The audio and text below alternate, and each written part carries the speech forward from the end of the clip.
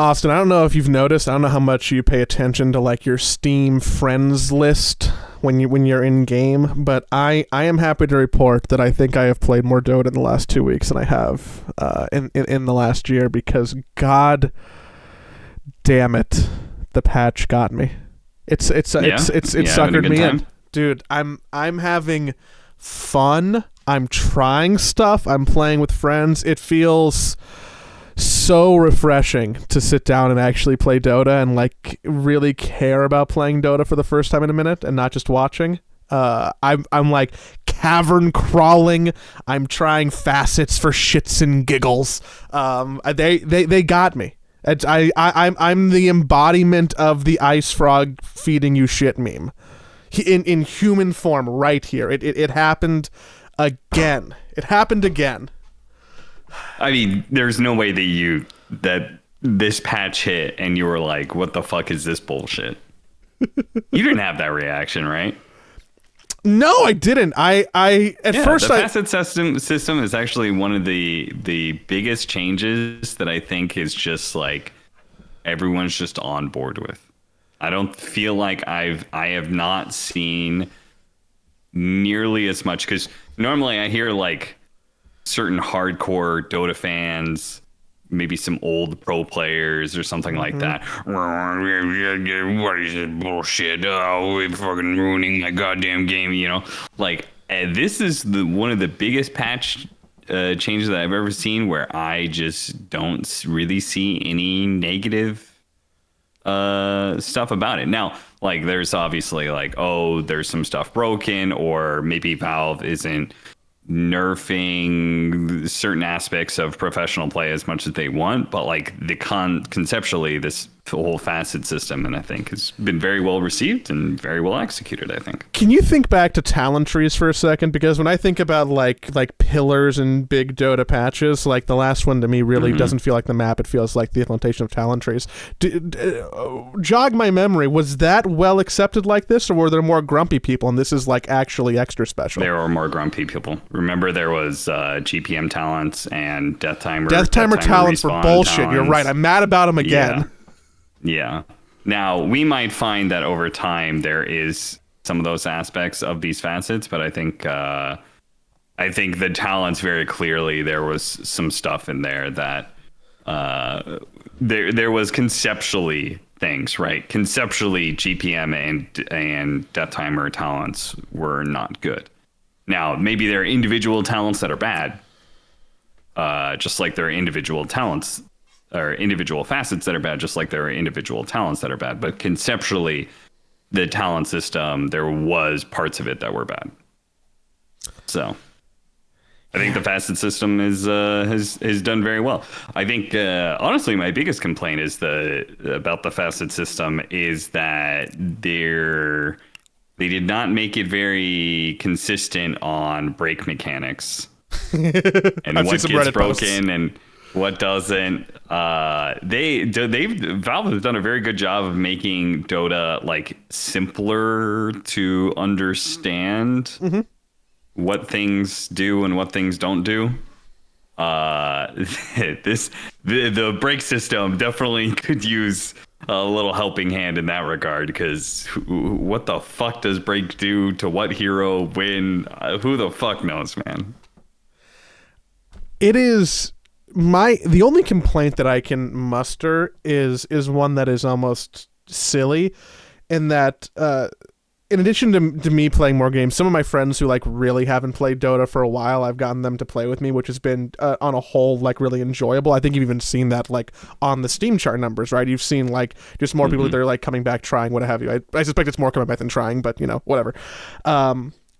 For people who have not been playing a lot of Dota and have not been understanding a lot of patches and have not, you know, done more than watching firsthand, there is a lot of stuff to learn and relearn, and there's times where I'm just like finding myself mid lane going like, what does this character's facet do? What is this hero's innate ability? What moved around? And I'm trying to like read some kind of a how-to guide or novel while also laning and last hitting, because I just don't have the innate ability to understand what everything is going on.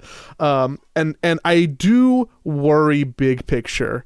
And I think that we're past this Rubicon, but the more layers of complexity on the game, the less that I think a new person just logs into the game and is like, this is great. There is so much more to learn today than if you started playing Dota a decade ago. It's like unreal to think about. Yeah. I think that part that's just a lost cause. Ultimately, Dota, that game cycle thing of like you get a bunch of new players and then you try and retain them for as long as possible. Mm-hmm. Obviously, Dota has been in retention phase for a very, very, very, very long time. So much so that I think there are pretty much no new players. There are returning players. There are players who haven't played in 2 years, 5 years, 10 years. Like those, there are returning players, but new players, that's pretty hard to get to. The kids are doing Mobile Legends Bang Bang, that's where they're at. Yeah, and the next generation of kids are going to be playing the next generation of games, like the new Valve game, There's a screen that pops up that tells me I can't talk about it when I log in, so maybe we should just... I think, I mean, I'm very much interested in when Valve is going to actually release their new game, just because of the fact that last time they announced it, they announced Artifact at TI, mm-hmm. right? And about this next TI, right? Because it seems like now we're getting there's videos of it and there's pictures of it and all this sort of thing, and it seems a lot of information has come out about it in a very short period of time. So I am very interested if that blitz of stuff that's being unveiled, that's being leaked rather. I am curious if that does mean that Valve plans on talking about it at some point, and if that is at all going to be tied to Dota. Probably. I don't think they should, just because Dota players don't play anything else, but Anyway, I just had that thought process in my head just because I was thinking about Riyadh and I was thinking about TI coming up and what this TI is going to look like it's and also be like E3 and all that season, sort of thing. If you're talking about games right now, like a fake E3 season at this point. So, are they going to tie that to even that? I don't think we're going to hear a lot about it at all. I don't think it's going to be tied to another Valve thing. I don't think it's going to be tied to Summer of Gaming. I think it's just going to be an ambiguous thing that people know about and eventually will maybe hit a real early access and not a closed beta that nobody is leaking stuff from. Yeah, I guess we'll just have to wait and see. I mean, I guess ultimately I don't care that much because whatever the game, the description of the game does not draw me in. So So you haven't played? Huh. Okay. Okay. Well, can't speak to that. Anywho, you said TI, and I don't want to skip over Riyadh, which is imminently approaching us. We're a month out from that kicking off in earnest. Yes. It's going to be 3 weeks of Dota. But the news today dropped for TI tickets, which will come out shortly after this podcast. It'll be Monday morning Pacific. And if you want to go to all 3 days of the finals in Copenhagen, you are going to pay about what you did last year, which is about 700 American US dollars. Oof. Oh. I mean, again, you're going to get half of that money back in Steam Cash just through the Crimson Witness you're guaranteed to get. Maybe not half. We'll say a third. You'll get a third of that money back in Steam Cash. If you're lucky, you'll get the entirety of your tickets covered in Steam Cash via Crimson Witnesses. But you have and if you're really lucky, you'll be able to get your entire trip covered by Crimson Witnesses. So. But you have to be affluent enough to even make that investment. And I know that anybody... Gotta spend money to make money, Joey. That's true. Stonks only go up. Crimson Witnesses only go up. I got like one that's 5 years old. True. I got one that's like 5 years old that I'm sitting on. It's like, we're $600. And I'm like, what the it goes up. As long as Dota gets more popular, and Dota has gotten more popular with the Facet system, right? I was looking at the Steam chart system. Plus 27,000 players in April, plus 56,000 players in May, plus 579 over the last 30 days. So it seems like that is completely tapered off, but it also hasn't gone to the negative like it normally does with these sort of things. Like normally the patch hits and you get a shit ton of players and then a shit ton go out the next month. It's just in, out, a whole like 50,000 in and out. So it's interesting that it's actually retained the players this time around. I wonder if people are enjoying the story mode, the Crownfall. Yeah. I enjoy, and this is not a hot take. This is not a new take. This is somebody who just started doing it because they didn't participate in Act 1. Just kudos to whoever thought of the system to replace Cavern Crawl with this, because it is so much more fun and flexible with the heroes you get to pick, and you're not locked into stuff. And if you're even like a shitty hero spammer, you could kind of even do the whole thing with one hero if you just want to play extra games. So like, like big kudos to them. I am clicking through all of the lore and don't care about it. You're not reading any of it? I have read none of it. Wow. Like, my eyes glaze over, and I'm just like, whoa. But Dota lore is so good. Is it? I have never thought that. The thing that is the most interesting thing... Dota lore is very bad conceptually, but I do think they did a good job with the lore on this system. I think this whole Crownfall dealio, I think the story is pretty good. I think the humor is pretty good. I think the art is very good. Mm-hmm. So I think they're working with the Dota universe pretty well, honestly, about as good as you can. I like that they have incorporated more of the artifact Dota lore, like having Sorlakan and all of the Red Mist stuff like actually exist there. It does make so you know that happens because you click through, but you see their little portrait pop up. Correct. I'm like, I know that thing. I know the thing. But then you don't read what she says at all, and you just keep clicking. No, I'm just like, I think she like hates Legion Commander or something. Something like that. I just remember the artifact cards. That's it. It gives me hope that is still the path forward for increasing new heroes and lore based on some of the work that was done there. Clearly, there's somebody who's put thought into it. But new heroes are a sensitive subject. My thoughts are we're not going to see any in Act 1 through 4. Maybe if we're lucky before TI. You don't think? I think they're saving the new hero for Act 3 or Act 4. 100%. I think that is. I kind of wonder if they're like, Ringmaster doesn't belong to you, Esports World Cup. It belongs to the International. That would be really funny to me. But I have a sneaking suspicion that they like created Ringmaster and had him figured out. I mean, they made that video. So good. It's so good. Such a great video. They had to have made that video so long ago because it was released a long time ago. So I have to imagine this hero was already figured out. Like many heroes they have already figured out, right? They have a backlog of heroes that they have created and are just kind of sitting there, right? But I wonder if the facet system, like what they cooked up at some point in time, you know, because they usually release these heroes without an Aghanim Scepter and a Shard. If they release the hero without an Aghanim Scepter and a Shard, and then like they also maybe didn't figure out the facets of the hero just yet, it was just like, oh, maybe because now there's extra gunk that we have to attach to it. You have to attach an innate and 2 facets to it.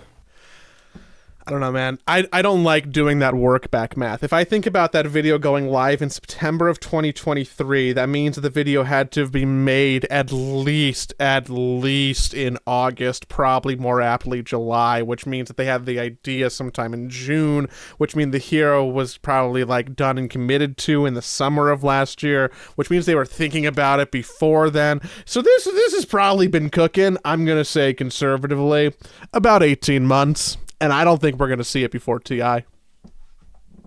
Yeah, I have to imagine they're holding on to Ringmaster to either be released and be a part of TI, as in like the hero is playable for TI. That would be wild. Or the hero is like released during TI, right? Like they released... I don't remember what heroes they released, right? But they did one of those releases where like... Heroes, and then out now. Was that the Dark Willow Pango one, or was that? I don't remember what it was. It wasn't more to. I think it was Dark Willow.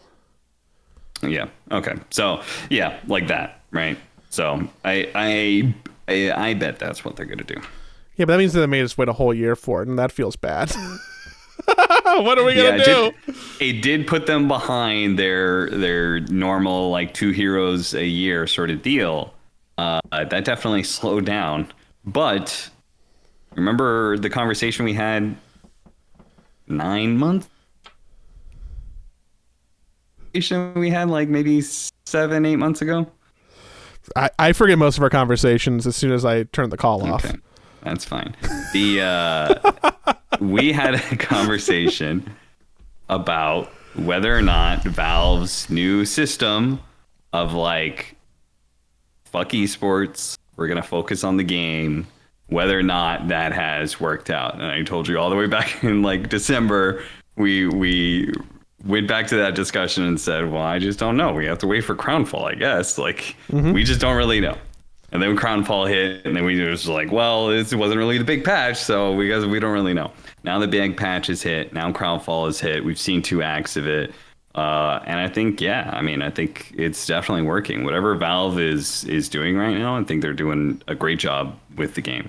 I think the planned out content that they have done, where they are slow releasing it month to month to month, I think was a great idea. I have to imagine that it feels great for them to be seeing the community react to the stuff that they make over time and giving the things that they release its due, rather than spending 9 months of the year to blow your load in like this 1 month gap where the community is like, oh my god, this is amazing, it's amazing, and then the other 10-11 months of the year being filled with fuck you, because people are fickle, right? So I think to your point, like by having the content plan and then drip feeding it a little bit more, like people tangibly can see what is coming up. They can tangibly see that there is more, and there is more new stuff more often. So I think that if we've learned anything from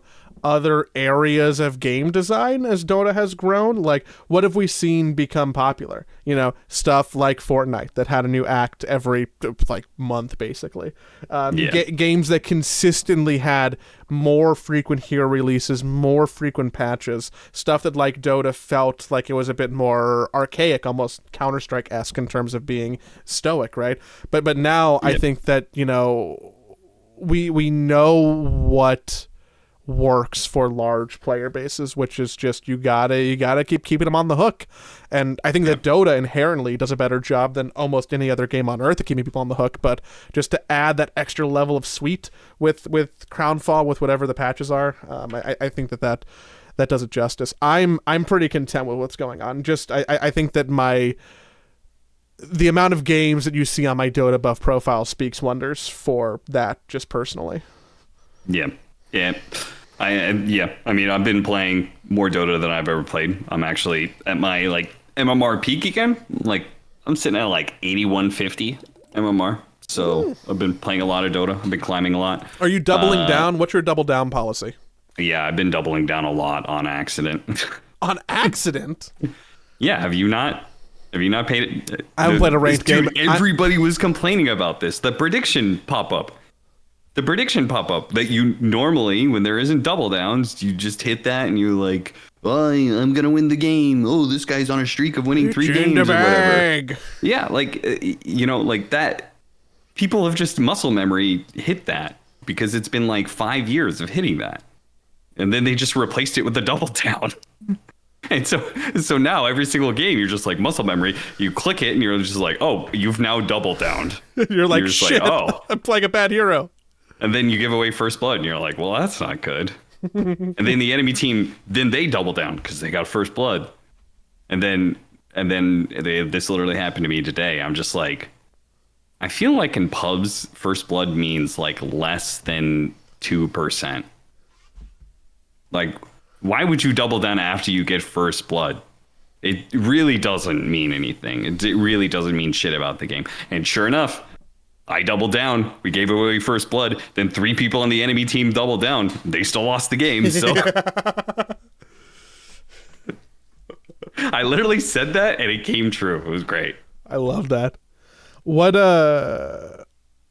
facets have you been enjoying? What heroes have you been enjoying? So I was enjoying Sand King. That was broken. Now it's Sand King's dead again. Rest in peace, Sand King. You had your 2 weeks. It was glorious. I have been enjoying. I tried the Witch Doctor one before they buffed it, and then I tried it again today.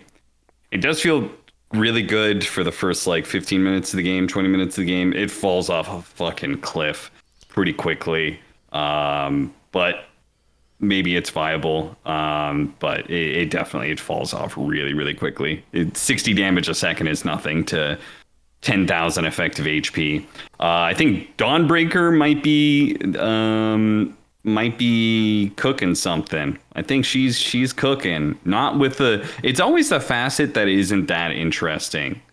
That is actually the one that's like kind of broke. Right? Everybody likes this gleaming hammer, like, oh, you get an Aghanim Scepter, then you throw the hammer in, and it has the Ags effect, and like, okay, whatever. I think the legit one, though, is actually the one, the other one is a boring one, where it's like every single time you proc your passive, every single time you get it up to 1, 2, 3, 4, you take a 1 second cooldown off of all your abilities. And so over the course of time, like my chat was keeping a check on it. It was like one time I took off like 12 seconds off of my ultimate, and that adds up, right? Because Dawnbreaker is a hero that you can play solo and play greedy and farm neutrals and do whatever whenever your ultimate is up. So if your ultimate is up more often, you can farm more often. And the more you farm, the more items you get. The more items you get, the more attack speed you get. The more attack speed you get, the more cooldown reduction you get. And so it becomes this really nice cycle of just like, I'm always able to farm because farming makes my ultimate come off cooldown. And then because my ultimate's off cooldown, I can just, keep farming until my team gets into some sort of fight. It's great. And then that hero scales like a beast, which is one of the big things about this patch, right? You want big tanky heroes that do consistent output of damage or disables, because team fights do not last 5 seconds. They last 15 seconds or more. It's been painful to realize how tanky people are getting and how quickly people seem to be getting tanky.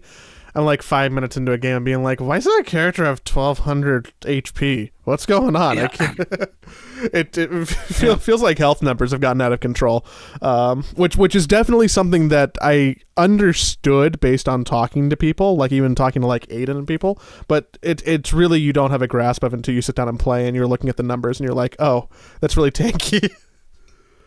It's actually become something that I have had to make this realization, and it's been a while since I've had to do this. I've had to adjust my casting like in a very significant way, I think, because if you think about it, when a hero has 10,000 effective HP rather than 4,000 effective HP, what that means is that when you get, there is a balance problem here, that is like, what do flat damage burst oriented heroes do in a meta where everybody is 2 to 3 to 4 times tankier than they've been in Dota's history. Like, what does Sand King do? Sand King was good because of Sandstorm, not because of Epicenter. Nobody was doing a Blink Epicenter. Nobody's done a Blink Epicenter team fight win in like 10 years. Like, literally, that just hasn't existed since like TI4 or something like that. You know, so like these heroes need ways to scale, and that's where like the Sandstorm thing comes in, the Aghanim Scepter, and that gets broken. Same thing the way the Kunkka Torrent Storm was broken, right? It's the only way to make these flat damage heroes work is you have to get them consistent output of damage or disables or both. And so that way they can be tanky and do consistent damage, right? They could just keep putting it out. But so that's the problem with the balance element of it. But for the casting element of it, it means that there is no Blink Burrow Epicenter play that wins the team fight, right? There is no Blink Call on heroes that wins the team fight. There is no longer a single spell that will win you the team fight for 90% of the fights that you call. And even if they do, that 10% of the time, when you hit the 5-man black hole or whatever, those heroes will not die. The team fight will be won because of that black hole. It'll be over. But technically, the team fight will still play out and that heroes will survive through the black hole. They're just in a position where they will not be able to recover and they'll eventually die. Right? But they will not die. They will not all get wiped within that 5-man black hole because everybody's too tanky. So what that means is that like when you call these team fights, my reaction to these things is always like when I see a good play being made, fucking 15 years of Dota has taught me that like, holy fuck, loud, we can go up here. Excitement. We can go up here because the team fight has been won off of this thing, but the team fight is no longer won off of that thing. So you can only go up to here. Because if you start here and then the team fight keeps going for another 15 seconds, then you're just screaming for 15 seconds. And that's not good. That doesn't sound good. So you have to be able to go up and be like, holy shit, that was really good, but we gotta keep going and see where this goes. And you do a little up and down, and up and down, and up and down, because the team fight's gonna last 15 seconds. So I'm having to hold myself back a lot more because I do not think you cannot peak ever at the start of a fight. No fight can you ever peak at the start of the fight, whereas you used to be able to do that with Dota. And that was like, I think there are some people who really don't like watching Dota right now, and I've seen these comments and I talked about them today. It was just like, some people really don't like that because it feels like there are not the $5 million Echo Slam. There are not the play. There isn't the 5-man Ravage, right? It doesn't feel like there is that individual power that like, holy fuck, look what this guy did. It feels to me like I'm always going, well, they can still defend high ground. And until that happens, I'm not really sold on that $5 million Echo Slam, right? Like, yeah, it's like, they still got a barracks. Sorry, in that regard, I just meant that like the Echo Slam does not win the fight itself. Or it wins the fight, but it does not end the fight. Mm-hmm. You know? The fight does not begin and end with that Echo Slam, right? There is nobody who makes a singular play that is the entirety of the fight, you know? And so you don't have as many of those Twitch clip moments of like, here's 30 seconds where this person did something amazing. It's always... Now it's which is still like very interesting. It is a back and forth of like plays and stuff like that lasts a longer period of time. And so when somebody stands out, it's when they do consecutive plays, right? It's not somebody hitting a 5-man black hole. It's a Storm Spirit zipping in, killing this guy, zipping out and killing some other guy, zipping in and going after this guy, resetting, going back in after that, right? It's like that is what the highlight play looks like now. Not 5-man Ravage, not Black Hole, not Epicenter, Burrow Strike. It's not those things because you just cannot burst people within one spell combination anymore. Yeah, so it's a bit more nuanced than it is like, it's not I pressed R. It is I did this chain of things. Yeah. Yep. So as a result, there are just less. I think people feel like there are less highlightable plays, which I don't think is true. I think you hit the nail on the head there. There are more There is just as many highlightable plays. There are just a lot more nuance to the plays that are being made, and it doesn't gut punch you as hard. It gut punches you when somebody hits the blink burrow epicenter that wipes the enemy team. Yeah, but that will never happen in the current iteration of Dota. It's just impossible. It's literally impossible for that tanking to actually kill people with epicenter. The current iteration of Dota, if my experience is to speak to anything, is that somebody is playing Warlock and drops like 7 golems, then I go, well, I guess I'm gonna wait a minute or two, and that's don't touch those golems. Those golems are like the hot stove. You used to be able to touch those golems. Those golems are a fucking inferno now. I think I've been trained wrong my entire life. I'm trained to just go, I'll just go kill that thing, right? No. The amount of times I've misjudged a Warlock's power in the last week and a half has been a dozen at least, because I think everybody's also playing that hero right now, which is annoying. I put it on my ban list. Yeah, that I made that mistake somewhat recently. I was just like, I can fight into this. No, the double golems, you just run away from them. You never fight them. Yeah, and then sometimes they have more than 2. Yeah. It's just like those things scale like crazy. Holy fuck. What have I been playing? I really wish that Bane Sleepwalk was better, because it's very funny to me. And I know that you shouldn't play Dota based on what is funny. That's probably like a bad indicator for a lot of reasons. That's all Slacks does. Slacks was literally spamming Witch Doctor because he wanted to, quote, hit the Grizzy. And literally would play, and he would never use his Gree. And he would tell us, laughing, about how his team in a losing game would plead with him, please, it's so much money. Hit the Grizzy. And Slacks would be like, no, I'm not hitting the Grizzy. So, like Slacks does it. Yeah, and so I think that actually might strengthen my point of you should never play something that you think is just funny. Yeah, probably. Because oh boy, if I thought that Sleepwalk is funny. I don't know. I'm gonna play. I'm gonna spam some. Unfortunately, I feel like Earthshaker is not good right now, but I do really want to try that. They buffed the facet, the one where you hit something with an enchant totem, and if you kill the creeper hero, the body goes flying and does damage. I haven't seen that. I want to see that. That shit's funny as fuck, man. That one's great. Drinking buddies, terrible. The Tusk one? No, what does the Tusk one do? Everyone gets that one.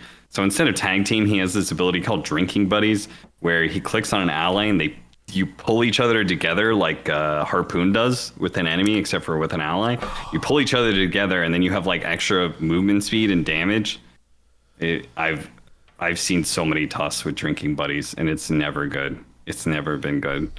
Every single time I have a Tusk in my lane, they have Drinking Buddies, and I just sit there playing the lane and going, we would have won that fight if we had tag team.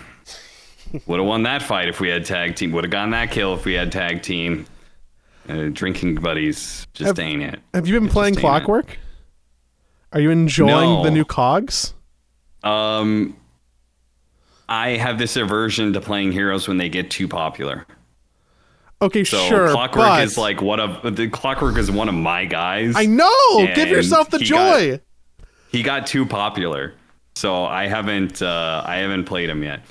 Also because I'm trying to find new shit. I've casted 1 billion Clockwork games on this new patch, You know, like I am very much aware of this new Clockwork is good. I'm trying to find new shit. I'm trying to find stuff that I don't know about the patch yet. So I'm not picking Clockwork because I'm just like, well, I already know what that hero does. But I don't know if Voodoo Festoration is good.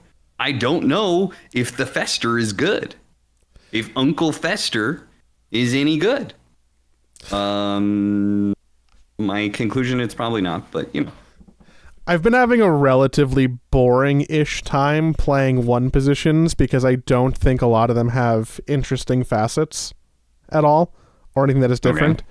I'm like, oh man, I'm gonna play Places Void because I'm gonna try this new not Chronosphere thing, and did that once and then was like, well, I'm never doing that again. Cool, check that off my to-do list. But like. Yeah, Chaos Knights is pretty boring. Wraith Kings are both overpowered, but they're not terribly interesting. They're not interesting. Chaos Knight is super boring. I looked at because obviously anytime there's a patch like this, I just Control F Chaos Knight just to see what happened and like play that first or second, right? Super boring. Both of them like aren't even that great. It functionally does not change anything about how you play the hero. Yeah. Yeah. Like Luna is like kind of boring. Yeah. Terrorblade is dead. Mm-hmm. Anti-Mage is a little not, bit like, interesting. Particularly interesting. Yeah, Anti-Mage is definitely one of the more interesting ones, but then you're playing Anti-Mage, so yeah, which that's its own trade-off. Which I did try to do, and then that was one of the games where I really realized how much health people have because I'm just whacking people. Oh yeah. And whacking people and whacking people and whacking warlock golems and just feeling like I'm tickling them as like an anti-mage with like 4 or 5 items. And I'm like, huh. Yeah. What am I supposed to do here? The worst part is you go on some like support or something like that, and you burn their mana and you mana void them and they don't die. Oh yeah, feels horrible. That is really bad for AM. Because the while the HP has scaled, the mana has scaled too, but not as much as the HP, which is particularly bad for AM because you don't do any damage if they don't have any mana. Mm-hmm. Yeah. So you're like, I've burned all your mana, and the hero's like, I still have another 1,000 HP. Like you can go for it if you want. They just like, walk you can away. Hit me. I've had a little bit of fun playing Slardar, but even that feels not like super exciting. Yeah. No, you are right. I didn't actually make that realization, but yeah, most of the carries do have pretty boring facets. Yeah.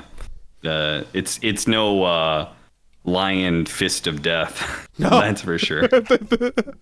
Faceless Void was the other person who got something that was somewhat exciting, and it is somewhat dog shit. So I mean, it's garbage. It's hot garbage. It's terrible. It's terrible. Literally the first time I used it, I said out loud, "Why did I not take a Chronosphere? Because I would have killed 2 people." It's so dog shit. It's so bad. I felt that way about reverse polarity on Magnus. That's just one of the things. The devs did that for fun, right? Like that's something to like entertain them and nobody else. Yeah. There's like a conspiracy theory that like reverse polarity is like actually good. And there's nobody who can convince me. I don't care how many pro players come out and say that reverse polarity is good. It is fundamentally not good with Magnus's kit. Right? There is not a single part of Magnus that reverse polarity is good. And do not tell me that you can reverse polarity somebody and push them even farther with Skewer, because that is not the case. Yes, maybe you could blink Skewer somebody and then reverse polarity to push them farther. But you know what you could also do? Just RP them and Skewer back, which will have the same effect. Maybe not quite as far, but will have the same killing effect and repositioning effect that will win you that fight, but 1,000 times easier. You know what I thought about when I saw RRP was the idea. I thought about you doing a cast at some like important tournament and having to say reverse polarity. And the idea of having to seriously say that is very funny to me. Dude, I've talked about it would be easy for me at this point in time because I've had so many arguments with people about this fucking ability. Because like when something is dog shit, Dota players have this thing where they just have to be like, no, there's a way to make it work. There has to be a way to make it work. And then they're like, but what if you combo it with this or that or this? I've gone over 1 billion of these. I've gone over 1 million of these fucking iterations of like, but what if in this game you did Magnus plus this hero? And it's like the times that reverse polarity is actually a better ability than RP are so few and far between. And I know somebody's here listening going, what about pot coil? No, wrong. RP would just be better. If you like, I will use this one because everyone tries to use coil as the best example. You could make them break the coil. Yeah, you also shoot them out. So yeah, they break the coil, but if they do not die in the process of breaking the coil, now you've just scattered the enemy team into the wind, and you're only going to get 1 or 2 of those kills. Where if you had a 5-man coil, all the heroes are grouped up in a little circle. You know what RP is good for? Grouping up in a circle. You know what other heroes are really good at taking advantage of? Heroes being clumped up in a circle. There are very, very few heroes, that would rather heroes be split apart, enemy heroes be split apart than grouped up. It is you actually go through the hero list and go through the list of heroes. If somebody is arguing with me in their head about this, go through the heroes and just look at the heroes and be like, what does this hero want? Heroes clumped up or heroes spread apart? And just go like that. And you'll see like 95% of the list is all, yeah, those heroes would all rather have the enemy team clumped up in a little circle stunned I'm playing Arc Warden and I have 4 points in flux and my Magnus has RRP and then I'm gonna kill somebody, but then his friend comes close by.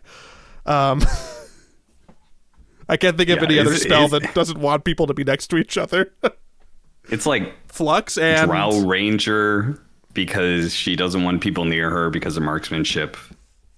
But even that, right? It's like, well, then her Aghanim Scepter also wants people clumped up for multi-shot, right? If you could get a 5-man RP and multi-shot off of that, you're probably going to win that fight. Okay. You know, does Phoenix Supernova wants people, right? It would be helpful if they're going on the egg to, you know, stun a bunch of these heroes and push them away from the egg. But you know what? If you're stunning them during Supernova, the egg's just going to survive anyway. You don't need to push them away. In fact, you could clump them up so Sunray does more damage as a result. There are so many instances like that where you find a hero and you're like, oh, this is the hero that wants it. And then you're like, oh, well, there's this other reason. Oh, Bloodseeker. You want to push people farther away because of Rupture. Yeah, but you also want them clumped up for blood, right? Yeah. I have heroes that want that kind of also want heroes to be clumped up. I have an impossible pop quiz for you. Okay. There are 5 facets. I'm looking at Dota Buff right now. There are 5 facets with a lower win rate than reverse polarity. Care to take a swing at what any of them might be? It is not the worst facet. Yeah, I do know that actually. I actually would agree. I don't think it's the worst facet. I just think like fundamentally it is not good. There are other ones that are worse because of numbers usually. Visage is one of them. I know Visage is like the heroes that they tried to give we're gonna dumb down the micro hero. I think it's a cool idea, but what inherently it means is if you're doing a good job balancing, that facet cannot be as good as the micro one, right? Because that is supposed to be the reward of playing a micro hero, is that you have a higher skill ceiling. Therefore, the results should also benefit that. right? You shouldn't be giving a micro hero a dumber option and have that be better, right? That's just antithetical to the hero, right? So Visage is a great example of that. Yeah, yes. So Visage, you're right. It's not one of the worst ones. It's like right in that same pool of like bottom 10. Visage, less micro bad, but also a little bit antithetical to that. I think the Lycan anti-micro one was actually the better Facet, right? The one with his buff wolves? I think it's bad, but they one of the patches they buffed it up or something like that. But I'm fairly certain it's bad. It like can be good, but I'm fairly certain that like the hero you need wolves to be able to farm. So if you lose your lane really hard and you don't have wolves, you are fucked. I played a game with it, and it was, I know I've said this word a couple times now, really boring. Because Lycan turned into a pressure buff button, pressure other buff button, have no other keys to press unless you want to shapeshift. I will tell you that I know for a fact that the Morphling strength one is very low. Because I was very interested in that one. And that I think is a facet that is like fundamentally good and interesting. The numbers just probably aren't right on it, right? Like that one is a really cool concept for the hero. It's just the numbers probably aren't right. I know that one's garbage. At time of recording, I do want to try it out at some point. At time of recording, that is the second worst rated facet by win rate. Yeah, Morphling's flow. The only one that beats that is Lone Druid's Unbearable. Yes, and then it's another micro hero. I know it's another micro hero. There's one more micro hero that is definitely in that list. I just have to think about it. Tusk's Drinking Buddies is incredibly low win rate. Chen, for some reason, and I don't know what this is because I'd have to think about it or have someone tell me, the Centaur convert is way lower win rate than all the other Chen facets. Probably because the in lane, the little Centaur does nothing for you. Whereas all of the other converts, the smaller creep does something for you. Whereas the small Centaur is whatever. That I'm not a Chen player, but I'm gonna assume that's the situation. And the other one that I actually found was interesting is Pango's double jump, super low win rate. Oh yeah, another situation where I mean that's actually different. They just Valve gave in to Quinn's demands when he said. Because Quinn's been on this thing where he's like, why don't Valve just kill heroes anymore? Why is this Chen and this Pango, these heroes like allowed to be good for like over a year? Like Pango's been good for like several years, right? Yeah. Like why don't they just kill heroes? And finally Valve, I don't know what dirt Quinn got on Valve, but they killed Pango. And so double jump is the outcome of them killing that hero. Because what double jump is them trying to make the hero more around shield crash and less around swashbuckle and rolling thunder. And double jump is not it. I mean, the hero's just bad without the swashbuckle the mobility aspect of swash. Yeah. Yeah, man, I played Pango recently. Boy, swashbuckle early levels feels like absolute dog shit. Holy shit. It's awful. So bad. The one carry facet that is also boring, but I had the lightest bit of fun with is Lifestealer's Corpse Eater. Because anything triggers Corpse Eater. Anything you can kill. So there was an enemy undying, and I would just let it tombstone, and then I would just sit with an ally or with creeps and just kill all the zombies, and in one tombstone gain like 50, 60 raw health, which just seemed broken and unfair. I mean, it's like the Alchemist Undying interaction. Oh, for sure. It's an enemy versus enemy interaction. You don't want that thing to happen? Don't cast your fucking spell then. Yeah, it felt really unplayable for the Undying, and it also made all of my priorities change when there was a tombstone nearby. It's like, you guys want to kill the tombstone? No. I'm gonna get about 50 health here, buddy. What else? What are the bottom five? Oh, I'll tell you what they are specifically. The worst one is Lone Druid's Unbearable. Then Yep, after that it is Morphling Strength Talent, which is called Flow. Then yep. we have Naga Siren's Deluge. That was it. That was it. It was Naga Siren. I knew it was a micro hero. That there's the regular, there's playing the hero regularly, and then there's playing the hero the goofy ass way. Dude, so many. It's all the micro heroes. Playing the micro hero the goofy ass way is always No a good. trash win rate. It's always bad. The other one is Bad Rider's Arsonist. Sticky Napalm deals damage to structures. 38% win rate. Must be some bad numbers. I mean, Dota games, I think, on average, last too long for a push facet to be good on a core hero. If that makes any sense. I keep on taking Jakiro's Ice Breath because I feel like games are lasting too long and there's no world where I would ever want to do damage to towers versus dealing percentage-based damage to heroes at this point. Sure. Oh, TB, another one.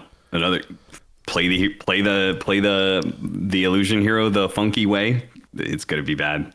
It's gonna be bad. What is that? That's him. His hero spawn at full health. You lose HP in order to get an illusion. It doesn't cost you mana, but yeah, the illusion comes out like full health or something like that. It's super fucking weird. It's super fucking weird. Let me just say that I think there is a lot of content here, and I think there are some facets that were not thought through at all. How could and there that's be? okay. And that's perfectly okay, because that's the cool part about the facet system is that, like, fundamentally the facet system, if you do not like a facet, I've had so many people come to me and complain about facets, and I'm like, don't take it. Don't choose it then. You have a choice. You cannot choose. You can not choose the dog shit facet. Why are you complaining about it? Just don't pick it.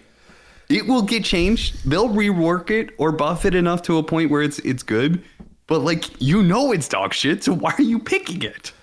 It's exciting because it feels kind of like when we had the start of talent trees or the start of every hero having an Ag Scepter shard, because both of those instances, you knew that there were just heroes who didn't have good options and you just didn't build them. But over time, over years, like, most of them have become some form of viable and they've gotten more diverse and interesting. So that gives me a lot of hope that, 2 years from now we're looking at facets and then we'll go back and be like, wow, there really were some, like, silly dog shit stat based silly ones, right? And now they're more unique and interesting. My assumption is that is the eventual trajectory, just like the other two. They will become more interesting with time, and even now they are interesting, even if dumb. Any Veno player who is picking Plague Carrier, why are you doing that? Yeah, the other one, I don't remember what it's called, but dude, the one that his ultimate double procs, oh my god, it's so fucking obnoxious. That hero was fucking broken at the start of the patch. Jesus Christ, I felt like that was one of the busted heroes. Dude, the Legion Commander was so busted they had to nerf her twice. But not as busted as Axe, which was just programmed wrong. What was wrong with Axe? I actually didn't know this. Axe's shard was getting his scepter buff. They didn't, like, turn them around, so he was getting all of the, I think it was like bonus spins and bonus damage. And his win rate, if you look at the time of the patch, was like, whoop, it just swooped way up. I think he might have been the highest win rate hero because it was just like an error where the items were doing the wrong things. That's funny. Yeah. Yeah, I'm sure there's more of that we haven't discovered yet, to be honest. It makes Dota fun, though. Yeah, I will say, if the result of this, though, I think Valve I think in some ways this whole micro thing, I think they were trying to get more exposure to heroes that are just never picked, like pub win rate. Like, I think Visage is literally one of the lowest picked heroes in Dota. Like, I think that hero is extremely. I think it might be the most unpicked hero in Dota. Chen. I'm seeing Chen. Historically speaking. No, hold on. Yeah, maybe historically speaking. And yeah, it's Chen right now. And so I think that is part of it, is that like, okay, micro hero hard. What if you made the micro hero easier? Then people would play the hero, you know, and you would get more people that are not comfortable playing micro heroes would play these heroes because there's an easier way to play it, you know. Just to give you some ammo for your point, and I'm looking at the least played heroes right now. Chen, Brewmaster, Beastmaster, Naga Siren, Lone Druid, Visage, Brood Mother, Terrorblade, Arc Warden. All those are like in the bottom 10 with a couple extras I didn't mention, like Elder Titan. You know. Yeah. Who you still have to micro somewhat. You gotta rock that spirit around.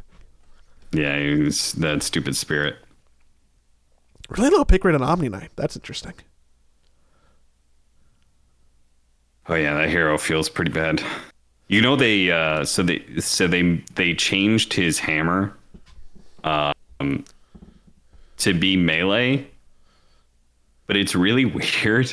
You no longer have the extra range where you could throw the hammer. That was a really nice quality of life improvement that like really improved the hero. They took that away. They said now it's just part of your melee thing, but they didn't make it like an orb attack or something like that. It's still the hammer that gets thrown out. So it's literally the worst of both worlds. Now Omni Knight has to get into melee range and do a regular attack on somebody, but it will fly out like a projectile like it did before. So he will do his attack, but then it'll fly out like a projectile. So you have to get up close, and if they move quickly as you're swinging on them, it takes time for it to be able to hit. It feels so bad. I don't know why they took that away, because that was such a good feel good improvement for the hero. I played an Omni Knight game. They took that away. I played an Omni Knight game and I fed at like minute 1 because I'm like, oh, I'm gonna use my hammer. And I'm like, well, I feel like I should be in range. I'm not like paying attention to the reticle or the change. Yeah. And I'm like, I have to be in melee range, as I'm like chasing somebody into their tower and dying and being an idiot. Yeah. But alas. Yep. But alas. Oh, what's in the horizon for you next, my friend? I'm doing TI qualifiers in a day or two. I think it starts on Sunday, so I'll be doing North America as opposed to Riyadh, where I did Western Europe and I had to get up at 2 a.m. Don't have to do that. I'll have a call time of 3 p.m. Oh, so different. So I'll be covering some NA games for the TI quals, so you can check me out there. And then we got Riyadh coming up sometime after that, and then we got TI coming up sometime after that. So Peru before those two or something. Oh, what? Is there an ESB event? Yeah. Between them? Yeah. I have no information about that. But, so much. Yeah, lots of tournaments coming up over the next year. So looking forward to it. Pumping out the content. We did I'm not sure if we talked about it last episode, but we alluded to it, but it wasn't official yet. Yeah, so we've moved the Not For Broadcast show that me and Avery do, that we are getting paid by Tundra to put it on their channel. So, good stuff. Happy with that. And they've been super cool. They've been great to work with. They've made the show better while simultaneously not hindering. Like this last episode that we put out, we did shit talk Tundra a bit. They have no problem with it. They're cool with it. So that is good. Yeah. I imagine Zai coming at you with like a knife and a notebook and being like, "Excuse me, sir." Yeah, we actually shit talked. It wasn't like that big of a deal, but we talked about how Tundra was a boring team basically, and like Avery had this argument like Tundra isn't actually a boring team, and those players are probably really interesting and stuff like that, and that like basically other people aren't doing a good enough job exposing players And so obviously a big part of that would be the org. And my argument is like, sometimes people are just boring. Sometimes people are just not as interesting as other people. And that's just life. And I think Tundra was one of those teams. I think there's a lot of other factors to it, but and that's fine. It's like more interesting is not better.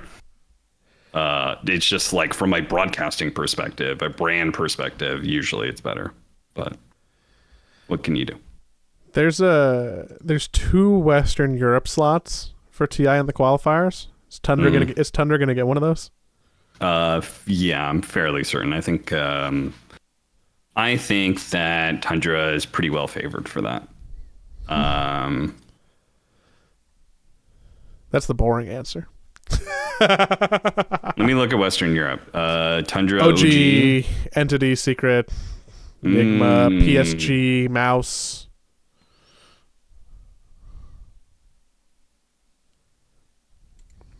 Oh, there's no MENA region. Correct. They're all combined. For some reason, that didn't even fucking hit me. That's crazy. So PSG Quest is in that. That's a very competitive region now, actually. I did not realize how competitive Western Europe was going to be. Oh, that's very interesting. Is Tundra going to get that spot? Between Tundra, OG, Entity, PSG Quest, Mouse, I think are like the biggest contenders. Maybe Secret is a contender. Maybe Navi Jr. is. That's tough. I think they are. I would still say they're one of the favorites, but I think that it is a very even split between the teams that I listed, where like maybe Tundra is 1 or 2% favored more than the others, but I think it's a pretty even split between a lot of teams. So, yeah, that is a hard qualifier to bet on, right? If you were like trying to bet a winner or something like that, that's a tough one to I do. couldn't pick one. Because like NA is like a 50-50, right? Is it now to Shopify? Like, well, that's easy. There's only 2. You fucking flip a coin, I think Arteezy might not make it to TI. Well, you already didn't make it to Riyadh, so that's a pretty good guess. No, I actually think he retires if he doesn't make it to Riyadh or TI. That's such like a sad note to go out on. Yeah, it's like a really sad. It's like what I'm gonna go hang out with my girlfriend and maybe stream on Kick, make millions of dollars. Yeah, it was pretty rough. Yeah, shucks. Would be sad. Shucks. Yeah, maybe he doesn't care. I'm certain he does care. Yeah, I know he cares. But they've been on a run of not very successful. I mean, I think if that does happen, I think he has 2 options pretty much. I think he has do I want to have a chance to win TI again? Okay, then you get out of this establishment that you've been a part of since EG, and then Shopify. It's like you have been the NA holder of the premier spot. I think he would have to do a jump over to Secret again, sort of thing. I think he would need to go to a Western European team and just kind of like get out of his region, get out of his organization, get out of that. He's got to be looking at Crit as an example of that, right? Like, I mean, talk about a rags to riches last 12 months for that guy. Rags to riches is a little strong. Crit has always been held as one of the best 4 positions in the world. Correct, but if you're looking at results, yeah, it would be more accurate to say riches to temporarily not getting income to back to riches. Like a little dip. I mean, he was still he took part a vacation. Of an EG roster that was very successful for a long period of time, right? You're right. Can't forget that those guys maybe didn't win tournaments, but they were very, very successful. They were one of the most consistent teams in Dota's history, right? Like how many top 3, top 2 placements did those guys get? You're right. He didn't take a vacation from riches. He took a vacation from trophies. Yeah. He was raking in dollars, just not trophies. Yeah. Well, I'll have to tune in and watch. I'm gonna watch the NA qualifiers, or at least the finals, because that's gonna. Are you sure you're gonna watch the NA qualifiers? Hey, you're gonna watch the real part of the NA qualifiers after the little pre-show that the upper bracket playoffs is, before you get to the real meat and potatoes. You watch Shopify Rebellion versus Nouns. Warm up, and then you watch Shopify Rebellion versus Nouns, the real deal. I'll put you on in the background. I'll support that cast to watch Grin versus Tuckett. Thank you. I appreciate it. I mean, I'm I don't mind, because 1, North America's at the end of the day my region, and 2, it usually makes for fast series, and I get paid. I don't get paid by the hour. I get paid by the game. You know what I mean?